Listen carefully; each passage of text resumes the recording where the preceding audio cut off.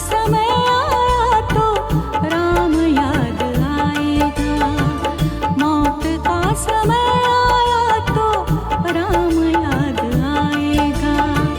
तूने जो कमाया है, तूने जो कमाया है, तूने जो कमाया है, कोई दूसरा ही खाएगा। खाली हाथ आया है और खाली हाथ जाएगा। तूने जो कमाया है, कोई दूसरा ही खाएगा।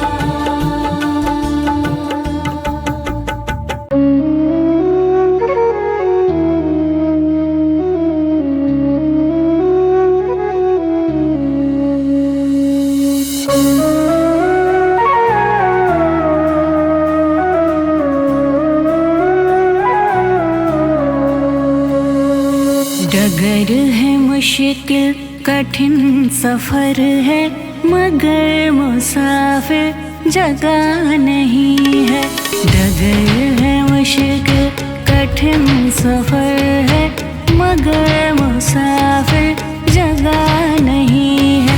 जो सोएगा बस वही खोएगा, जो सोएगा बस वही खोएगा। ये बात उसको पता नहीं है। डगर है मुश्किल कठिन सफर है, मगर मुसाफिर जगह नहीं है। डगर है मुश्किल कठिन सफर है, मगर मुसाफिर जगह नहीं है।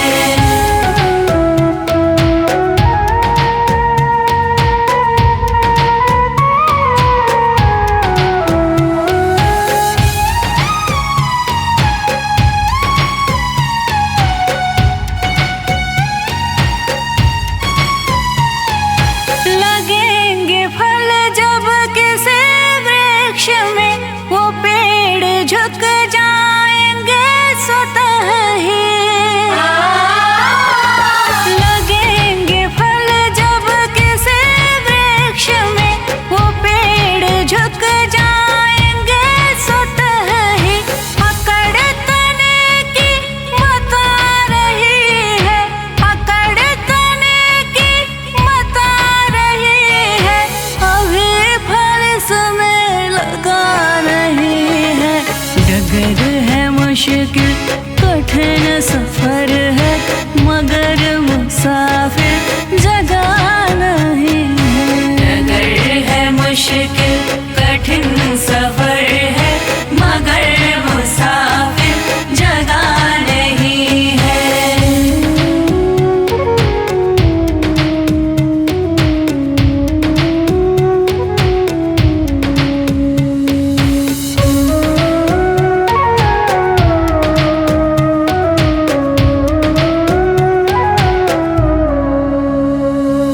जो खानदानी रईस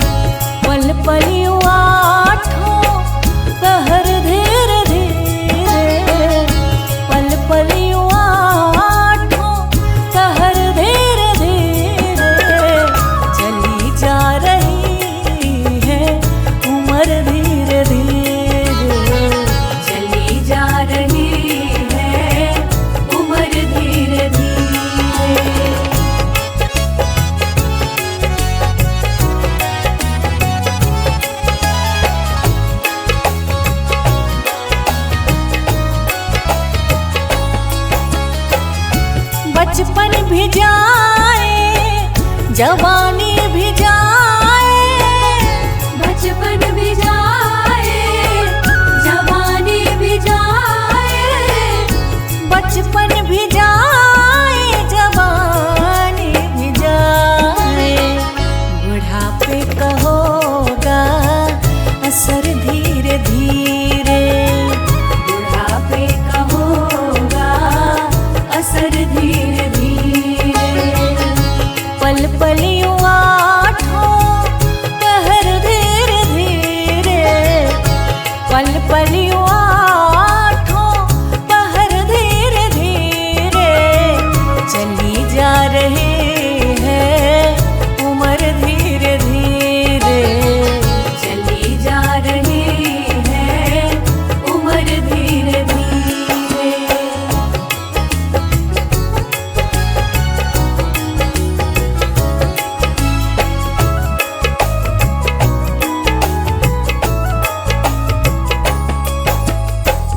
तेरे हाथ पाँव में बल ना रहेगा, तेरे हाथ पाँव में बल ना रहेगा, तेरे हाथ पाँव में बल ना रहेगा।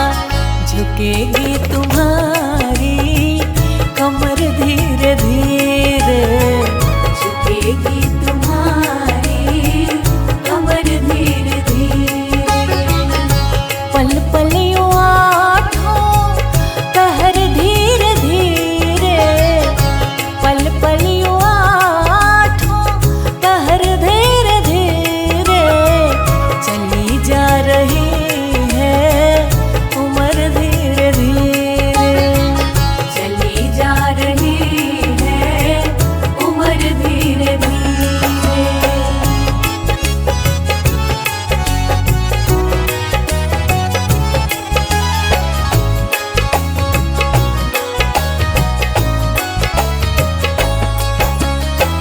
शिथिल अंग होंगे एक दिन तुम्हारे, शिथिल अंग होंगे एक दिन तुम्हारे, शिथिल अंग होंगे एक दिन तुम्हारे। फिर मंद होगी नजर धीरे धीरे, फिर मंद होगी नजर धीरे धीरे।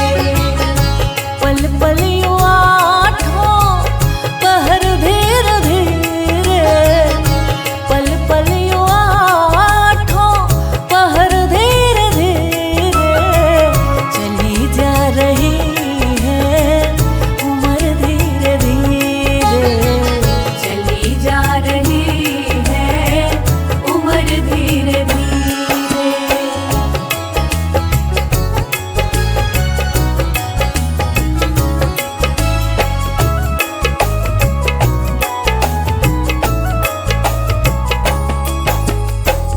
बुराई से मन को अपने हटा ले, बुराई से मन को अपने हटा ले, बुराई से मन को अपने हटा ले।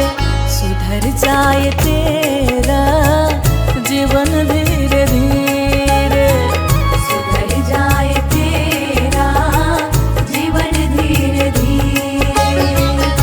पल पल यूं आठों पहर धीरे धीरे, पल पल यूं आठों पहर धीरे धीरे।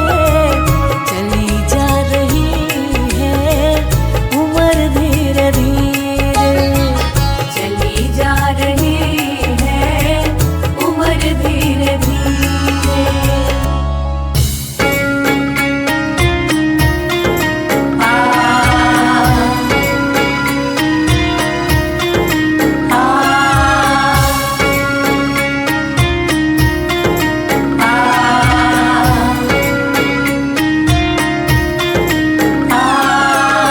जीते भी लकड़ी मरते भी लकड़ी, देख तमाशा लकड़ी का।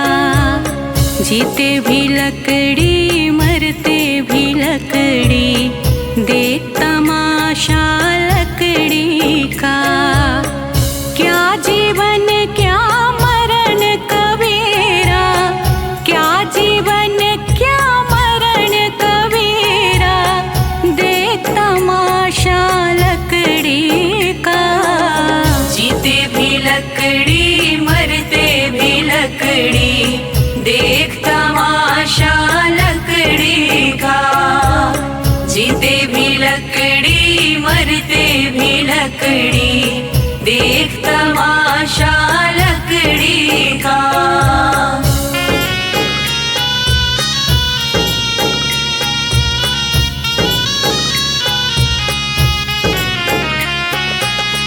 जिसमें तेरा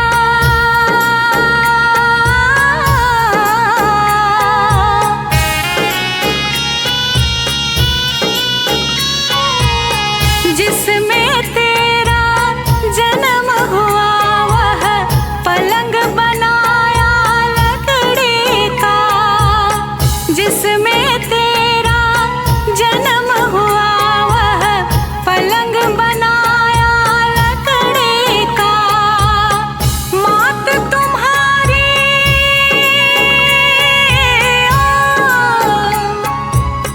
मात तुम्हारी लोरे गाए, वह पलना भी लकड़ी का। जीते भी लकड़ी मरते भी लकड़ी, देख तमाशा लकड़ी का। जीते भी लकड़ी मरते भी लकड़ी, देख तमाशा लकड़ी का।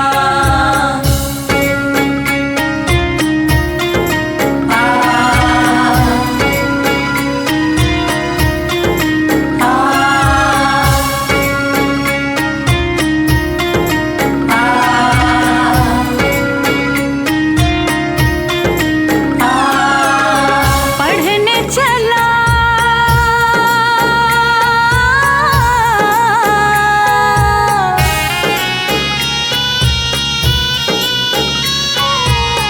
पढ़ने चला जब पाठशाला में, लेख कलम भी लकड़ी का। पढ़ने चला जब पाठशाला में, लेख कलम भी लकड़ी का। गुरु ने जब जब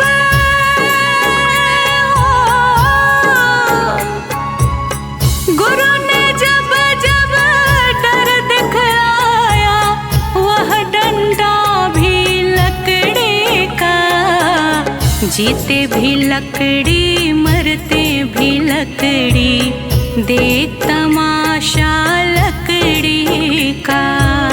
जीते भी लकड़ी मरते भी लकड़ी, देख तमाशा लकड़ी का।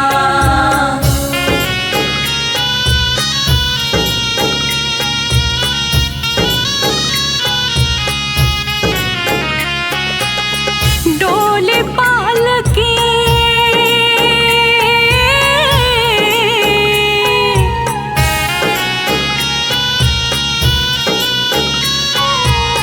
डोली पालकी और जनाजा, सब कुछ है यह लकड़ी का। डोली पालकी और जनाजा, सब कुछ है यह लकड़ी का। जन्म मरण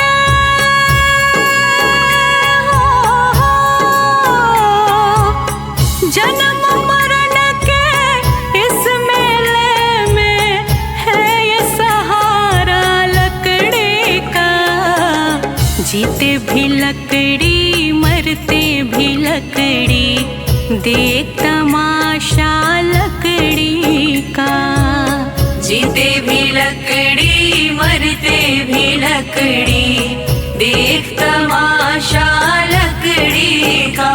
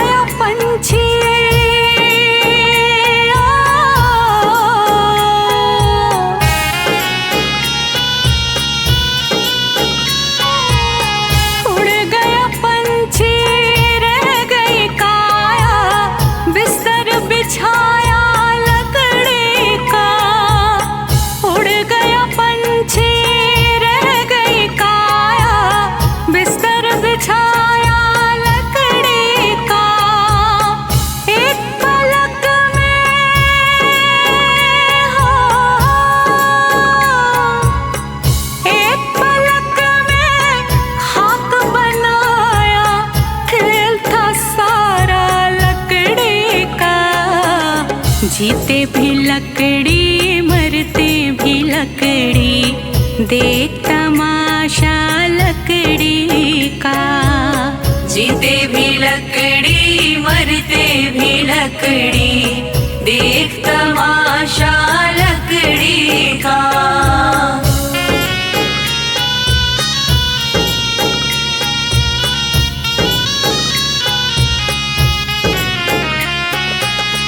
मरते दम तक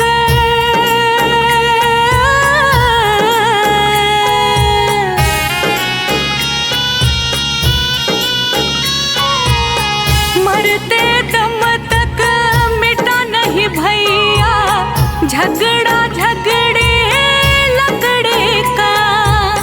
मरते दम तक मिटा नहीं भैया झगड़ा झगड़े लकड़े का। राम नाम की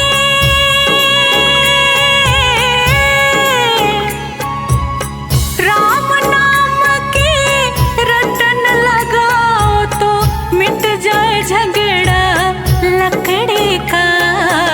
जीते भी लकड़ी मरते भी लकड़ी, देख तमाशा लकड़ी का।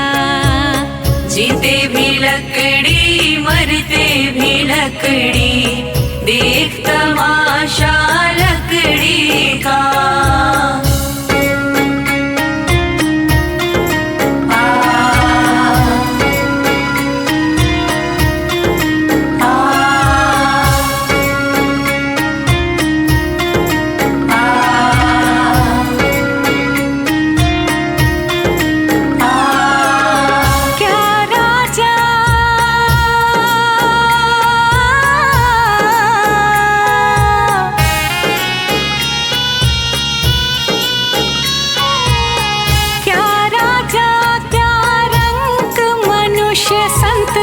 अंत सहारा लकड़ी का। क्या राजा क्या रंग मनुष्य संत, अंत सहारा लकड़ी का। कहत कबीर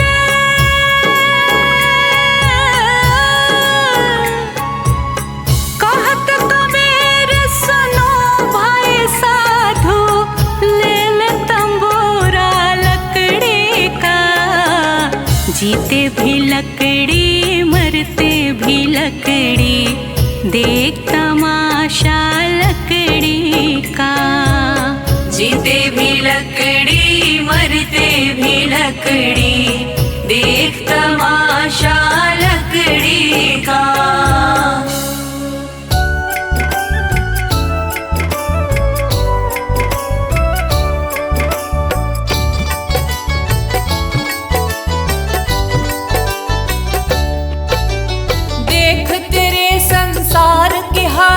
क्या हो गई भगवान, कितना बदल गया इंसान, कितना बदल गया इंसान। सूरज न बदला चांद न बदला ना बदला आसमान, कितना बदल गया इंसान, कितना बदल गया इंसान। देख तेरे संसार की हालत क्या हो गई भगवान, कितना बदल गया इंसान, कितना बदल गया इंसान।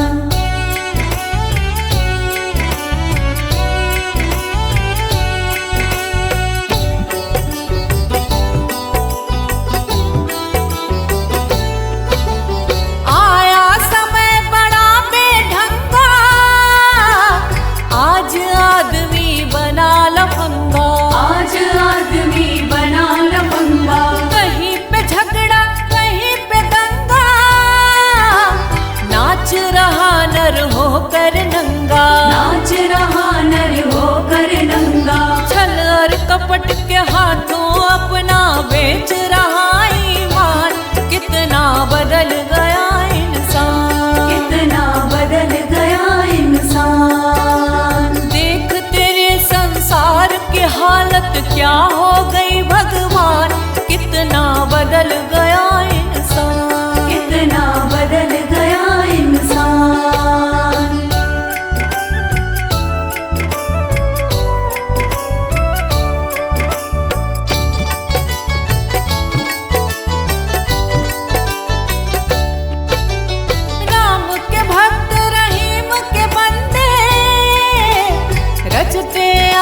फरेब के फंदे, रचते आज फरेब के धंधे। कितने मक्कार ये अंधे, देख लिए इनके भी धंधे, देख लिए इनके भी धंधे।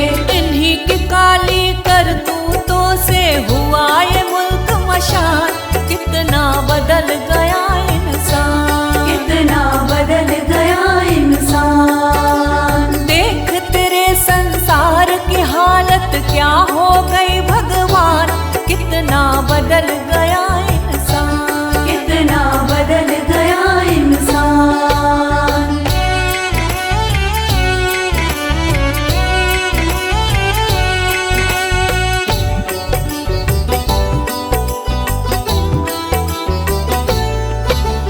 जो हम आपस में न झगड़ते, बने हुए क्यों खेल बिगड़ते, बने हुए क्यों खेल बिगड़ते। काहे लाखों घर ये उजड़ते, क्यों ये बच्चे माँ से बिछड़ते, क्यों ये बच्चे माँ से बिछड़ते। फूट फूट कर क्यों रोते ऋषि मुनियों के प्राण, कितना बदल गया इंसान, कितना बदल गया इंसान। देख तेरे संसार की हालत क्या हो गई भगवान, कितना बदल गया इंसान, कितना बदल गया इंसान।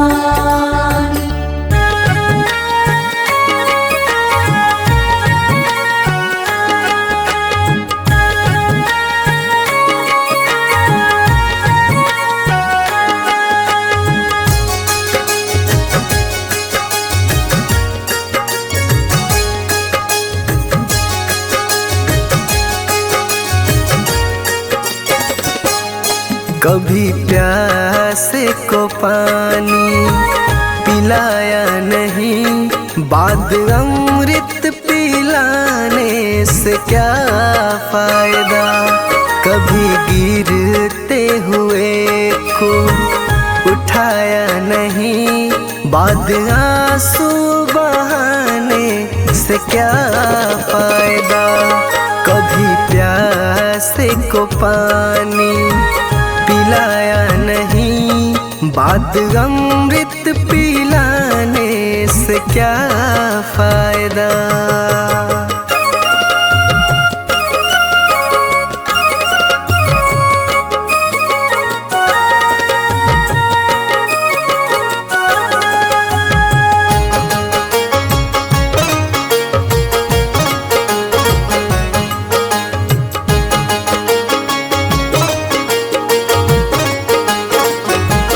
मैं तो मंदिर गया पूजा आरती की, पूजा करते हुए ये ख्याल आ गया।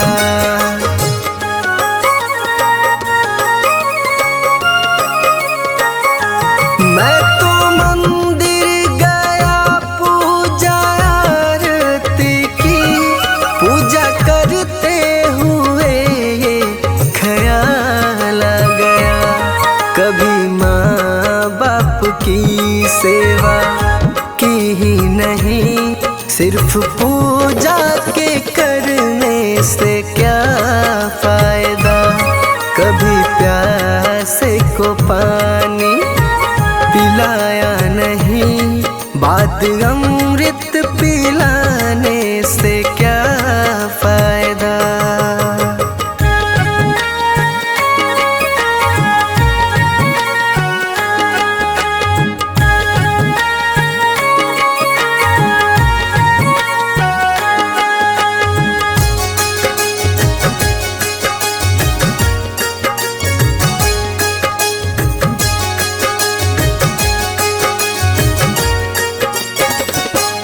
मैं तो सत्संग गया, गुरुवाणी सुनी, गुरुवाणी को सुनकर ख्याल आ गया।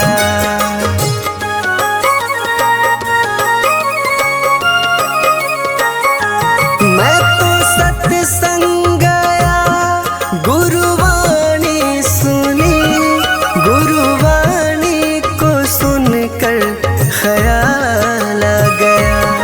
जन्म मानव का लेकर दया न करी, फिर मानव कहलाने से क्या फायदा। कभी प्यासे को पानी पिलाया नहीं, बात अमृत पिलाने से क्या फायदा।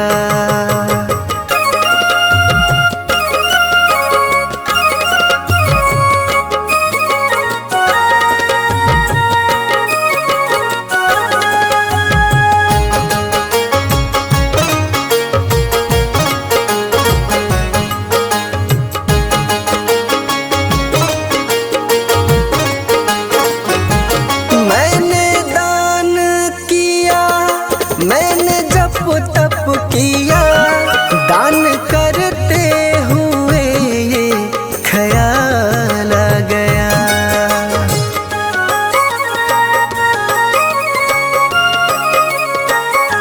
मैंने दान किया, मैंने जप तप किया, दान करते हुए ये ख्याल आ गया। कभी भूखे को भोजन खिलाया नहीं, दान लाखों का करने से क्या फायदा। कभी प्यासे को पानी पिलाया नहीं, बात अमृत पिलाने से क्या फायदा।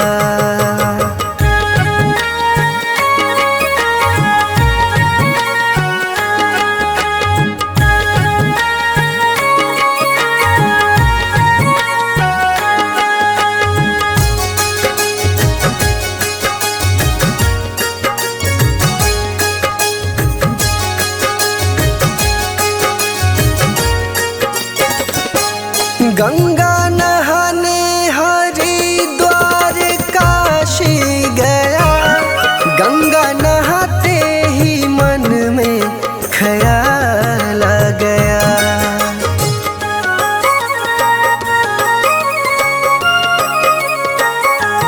गंगा नहाने हरिद्वार काशी गया, गंगा नहाते ही मन में ख्याल आ गया। तन को धोया मगर मन को धोया नहीं, फिर गंगा नहाने से क्या फायदा। कभी प्यासे को पानी पिलाया नहीं, बात अमृत पिलाने से क्या फायदा।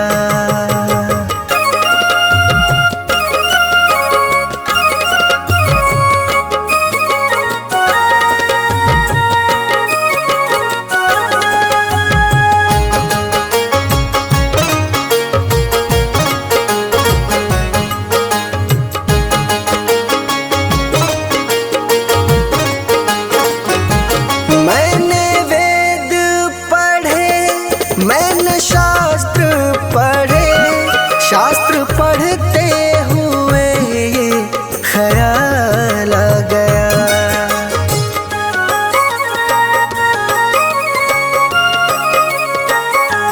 मैंने वेद पढ़े, मैंने शास्त्र पढ़े, शास्त्र पढ़ते हुए ये ख्याल आ गया।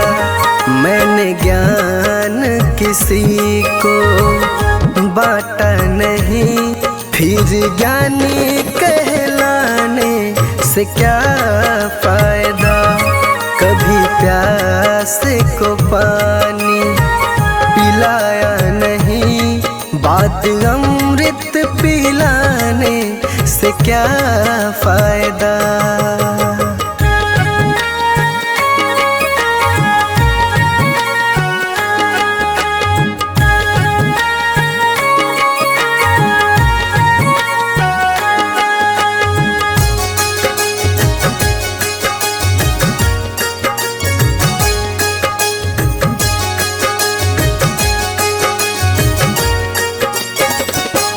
माँ पिता के चरणों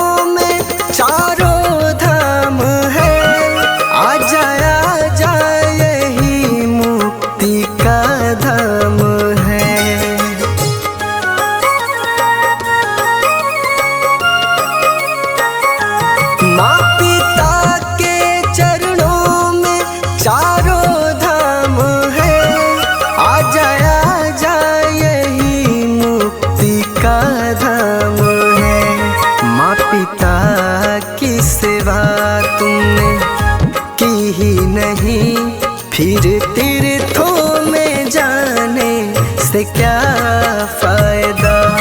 कभी प्यास को पानी पिलाया नहीं, बात अमृत पिलाने से क्या फायदा। जय श्रीमन नारायण। देखिए, इस जग में जो कोई भी आया है उसे एक न एक दिन तो जाना है। इसीलिए हमारे संत जन इस चेतावनी भजन द्वारा क्या संदेश देना चाहते हैं, आइए इस भजन के द्वारा सुनते हैं।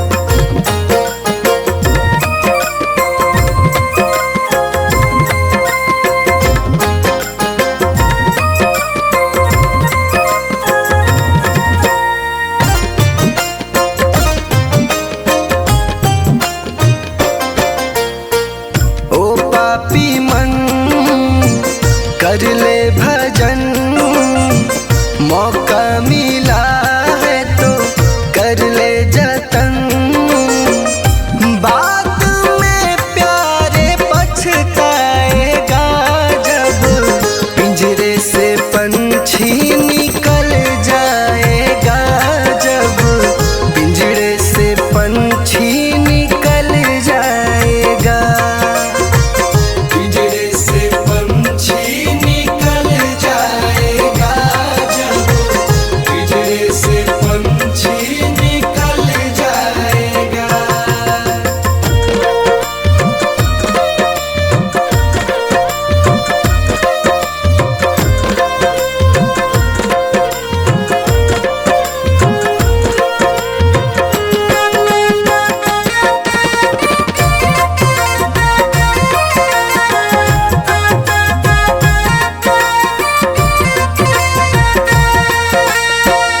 संत जन कहते हैं कि क्या तेरा क्या मेरा लगा रखा है। इस जग में ना कोई किसी का है, ना यहाँ पड़ी कोई चीज किसी का है।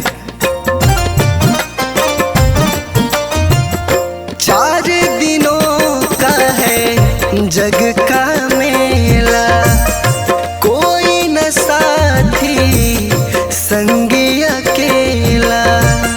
4 दिनों का है जग का मेला, कोई न साथी संगी अकेला। जैसा तू आया जग में वैसा ही तू जाएगा। मुट्ठी बांध के आया जग में हाथ पसारे जाएगा। बाद में प्यारे पछताएगा जब पिंजरे से पंछी निकल जाएगा।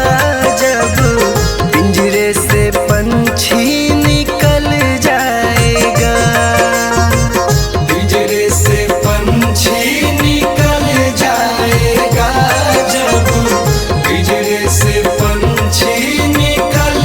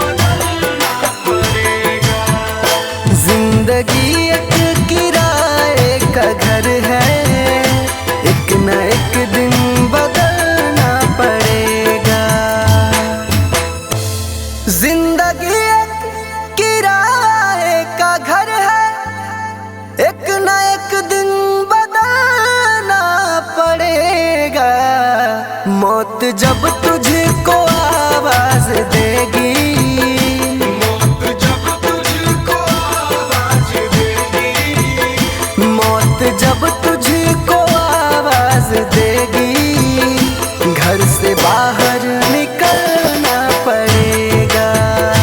जिंदगी एक किराए का घर है, एक न एक दिन बदलना पड़ेगा।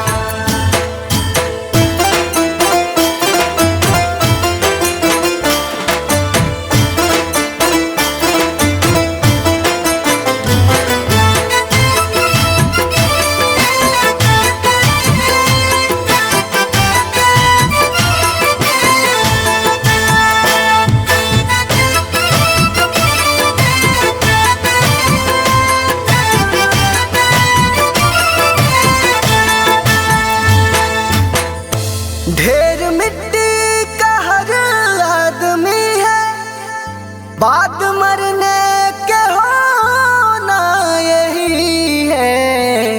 या जमीनों में तुरबत बनेगी, या जमीनों में तुरबत बनेगी, या जमीनों में तुरबत बनेगी, या चिताओं में जलना पड़ेगा। जिंदगी एक किराए का घर है, एक न एक दिन बदलना पड़ेगा।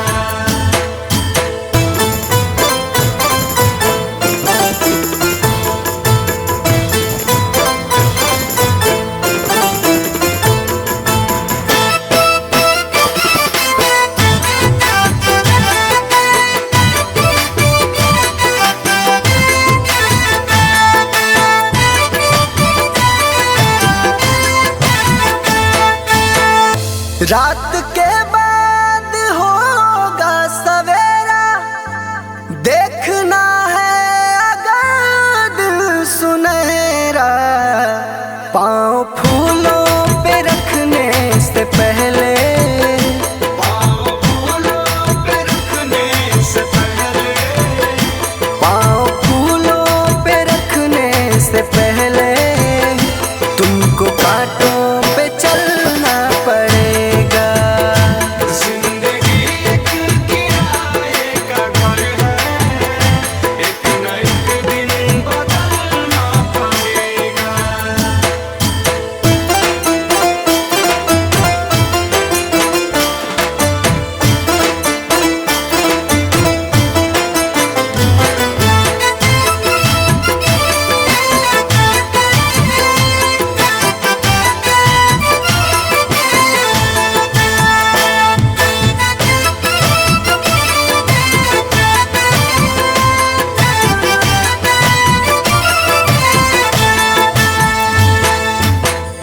एतबार उनके वादों का मत कर, वरना ऐ दिल मेरे जिंदगी भर तुझको भी मोमबत्ती की तरह, तुझको भी मोमबत्ती की तरह, तुझको भी मोमबत्ती की तरह, कतरा कतरा पिघलना पड़ेगा। जिंदगी एक किराए का घर है, एक न एक दिन बदलना पड़ेगा।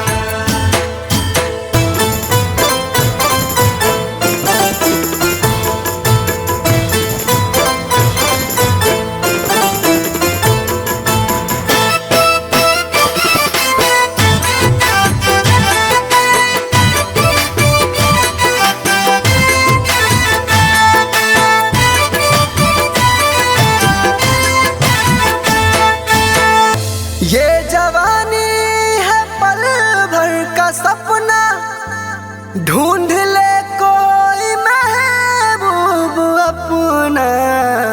ये जवानी